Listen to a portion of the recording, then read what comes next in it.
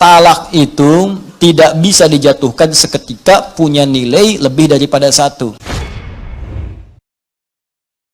Sebelum itu ini ada pertanyaan mendesak yang disampaikan pada kami tadi dalam waktu jeda. Saking mendesaknya langsung dikasih tulisan huruf besar semua. Ya, talak 3. Baik, kita jawab. Assalamualaikum Ustaz. Waalaikumsalam warahmatullahi wabarakatuh. Ini kisah saja ya, tapi ini nyata. Suami saya mengatakan talak 1 kepada saya pada saat emosi, lelah setelah pulang kerja. Ya lelah sih lelah, tapi kan nggak harus bilang talak. Saya pikir dulu-dulu nggak ada orang lelah langsung bilang talak. Allah, lelah nih. Mah sini. Apa Pak? Talak. Kan nggak begitu berumah tangga. Ya, sebelumnya kita berantem. Nah ini dia. Ibu ini sebetulnya mau berumah tangga, apa mau main tinju? Kan rumah tangga mau buat sakinah, mawaddah rahmah, bukan untuk berselisih. Ya kita lihat dulu dah. Baik. Lalu ajam, kemudian saya memaksa suami untuk mengatakan talak 3. Di suami pulang lelah, sebelumnya berselisih. Kemudian baik, setelah itu saya mengatakan talak mungkin karena kesal. Lalu 2 jam kemudian setelah berselisih, 2 jam kemudian saya memaksa suami, ya istrinya paksa suami untuk mengatakan talak 3. Baik. Dan suami saya mengatakan talak 3 dalam keadaan emosi dan tertekan. Setelah membaik, kami menyesal. Suami berkata tidak ada niat untuk mentalak 3. Itu terjadi atas dasar tekanan dan paksaan dari istri. Baik, pertanyaan, sudah berapakah talak yang jatuh kepada saya? Baik. Jika suami mentalak saya 2 kali padahal belum ada rujuk sama sekali. Baik. Tolong dijawab ya Ustadz dengan jelas agar saya paham dan memperbaiki rumah tangga. Jazakumullah khair. Saya senang dengan kalimat terakhir. Saya senang sekali. Ya, saya senang dengan pertanyaan ini karena ketika pertanyaan ini ditanyakan, diajukan, itu tandanya Anda memang ingin berislah. Ingin mendapat kebaikan dari Allah. Itu yang paling baik. Ada Al-Qur'an di surah keempat, ya, surah An-Nisa ayat 35.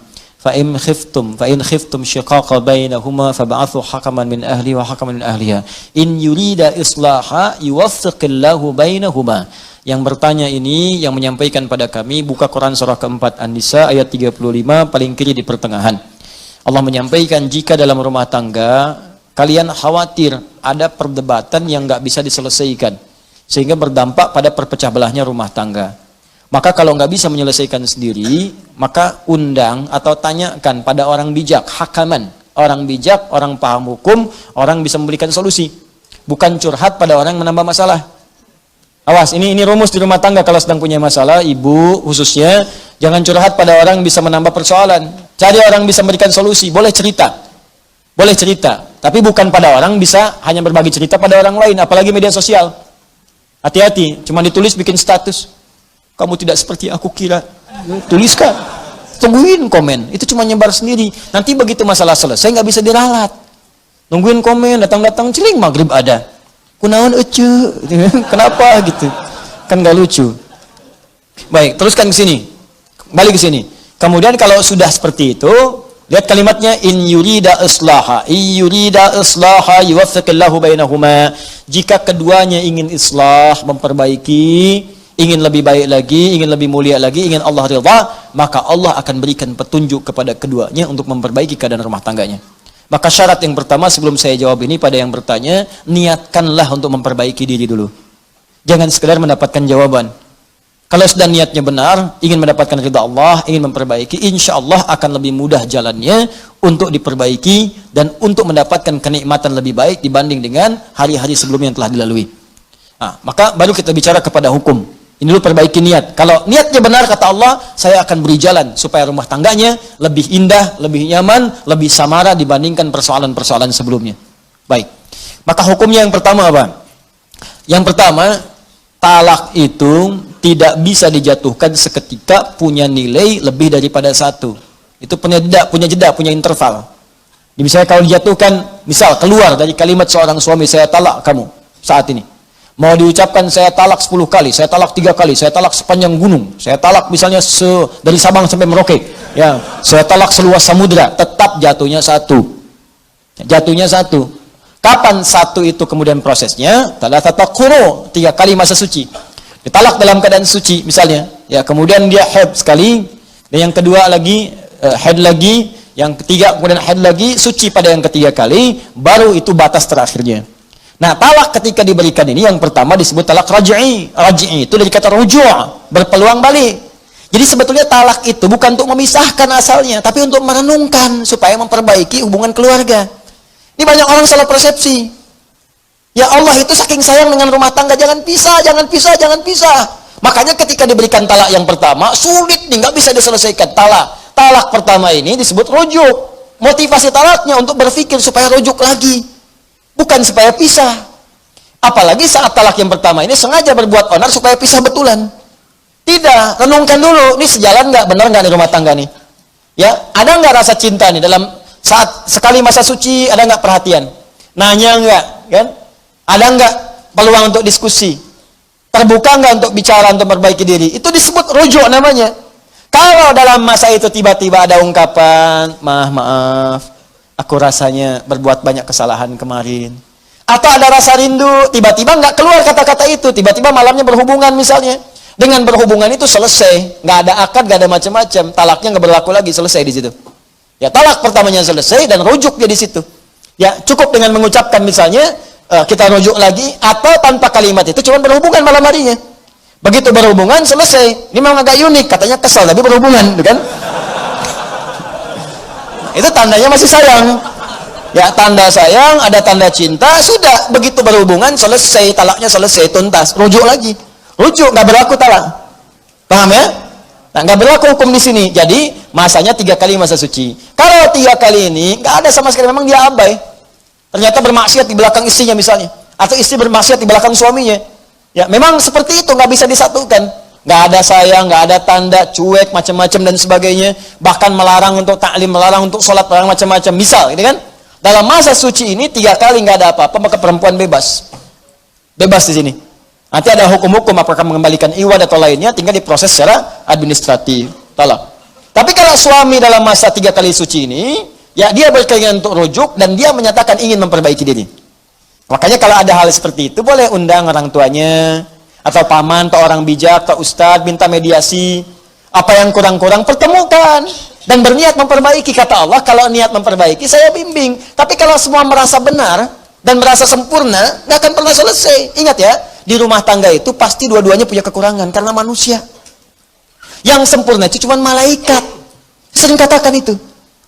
Quran surah ke-66 ayat ke-6. La ya'sunallaha ma amarahum wa yaf'aluna ma yu'marun. Malaikat itu sempurna, enggak kenal maksiat. Malaikat makhluk benar, enggak kenal salah. Setan makhluk salah, enggak kenal benar. Kita ini manusia, malaikat bukan, setan never. Ya, enggak pernah jadi setan, enggak akan pernah kita mau jadi setan, bukan malaikat. Karena itu kalau salah memang manusia, dan itu menandakan bukan malaikat, makanya kita salah. Untuk membedakan kita dengan setan, kita tobat, setan nggak tobat. Itu aja tandanya. Jadi kalau di rumah tangga ada suami salah, wajar karena suami bukan malaikat. Tapi untuk membedakan suami dengan setan, suami tobat, memperbaiki diri. Itu caranya. Istri salah, wajar ya istri, bukan malaikat. Mau dituntut sempurna, nggak akan mungkin. Kalau pengennya nikah sama malaikat sana. Tapi malaikat nggak punya hasrat, nggak ada nafsu, nggak ada macam-macam. Tugas itu sempurna, selesai. Ya, wa yaf'aluna ma yu'marun, nggak ada fungsinya kaitan dengan hasrat seksual dan sebagainya, nggak ada, kosong. Ya, makanya kalau istri berbuat salah, ya itu tandanya manusia. Masya Allah mama, manusia seutuhnya. Oh, Masya Allah. Kok papa tahu barusan salah? Ya, tapi untuk membedakan perempuan dengan setan, ketika salah, maka dia bertobat, setan tidak. Gampang sebetulnya. Nah, ini suami dengan istri kalau ada salah, merenung. Oh, mungkin dari kesalahan ini Allah ingin menyempurnakan sifat-sifat kemuliaan kita untuk belajar lebih baik lagi. Kadang-kadang kan kenikmatan itu lahir setelah ada kesulitan-kesulitan. Coba antum kan lari-lari capek kan? Oh, aduh kasih teh tubruk aja. Teh tubruk tuh, teh tubrukin, air tubrukin sama teh kan. Jadi itu, kasih gula dikit yang biasanya nggak minum, jadi enak tuh minum. Enak. Biasanya pengen ini, pengen itu, kasih air putih aja enak, luar biasa. Ya enak gitu. Kenapa? Karena ada keletihan, setelah itu mendapatkan kenikmatan. Makanya yusrun lahir setelah ada usrun. Inna ma'al usri yusra. Di rumah tangga tuh kalau udah ribut, setelah itu senyum, jadi enak senyumnya itu. Nikmat, jadi canda, jadi macam-macam dan sebagainya. Ya, ya udah Pak, kita baikan. Ya udah. Papa sekarang mau kemana? Ke hatimu. Udah itu enak aja, Dul. Ya. Ya. Nah, jadi seperti itulah ya. Jadi wajar kalau ada persoalan. Yang kedua, jangan sembarangan mengucapkan kalimat-kalimat seperti ini. Karena ada 3 hal. Ya thalathatun, ada 3 persoalan. Jidduhunna jiddun, candanya itu jadi serius, seriusnya serius, candanya serius. Ya, diantaranya apa? Ada nikah, ada talak. Ada nikah, ada talak. Makanya jangan bercanda dengan hal talak. Bisa jadi serius. Ya, jadi serius. Termasuk dengan pernikahan. Ini yang saya ingatkan juga, sinetron-sinetron tuh hati-hati. Kalau akad-akad nikah itu mesti dibiaskan kalimatnya, jangan disempurnakan. Itu kalau kemudian dia ucapkan dengan sempurna, saya nikahkan kau dengan si fulan dengan anak saya segini dan saya terima nikahnya. Benar, kemudian walinya benar, terpenuhi ada semua, jadi itu. Jadi, ya kan? Sama dengan talak seperti ini. Jadi saya percepat, ini hukumnya tidak berlaku talak 3, tidak berlaku. Talak pertama jatuh dia hukumnya kalau diungkapkan dengan perasaan sadar, dengan benar. Kalaupun nanti emosi dan sebagainya, dan dipancing pada hal seperti ini. Ya, kalau sedang emosi, sedang marah, duduk. Kata Nabi kalau berdiri, duduk. Kalau sedang beraktivitas, diam dulu supaya tenang. Kalau sedang berdiri, duduk.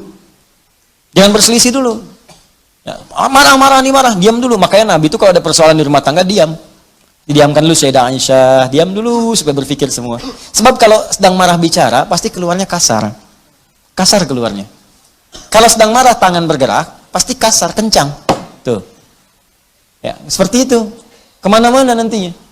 Diam dulu, itu rumusnya hebat di Islam. Cuman di Islam. Silahkan buka, cuman di Islam. Cek di setiap keadaan, setiap kepercayaan, nggak ada kaidah-kaidah itu. Ini urusan-urusan kaidah ya, dan urusan nilai. Silahkan. Sedang berdiri, duduk. Sedang duduk, berbaring. Tiduran dulu aja. Supaya lebih tenang dulu. Ya, kalau belum mampu juga wudhu. Ya, amarah itu kan api itu setan, padamkan dengan air. Wudhu, tenang gitu. Ya, jelas ya? Ya, bukan dengan pohon sengon, wudhu. Wudhu. Sudah, saya kira selesai jawabannya. Jadi sekarang yang bertanya pulang ke rumah, istighfar. Ya, malam sholat bersama-sama, suami jadi imam, istri jadi makmum, minta ridha Allah Subhanahu wa taala, minta bimbingan Allah, insyaallah setelah itu rumah tangga dalam keadaan damai dan tenang insyaallah ya.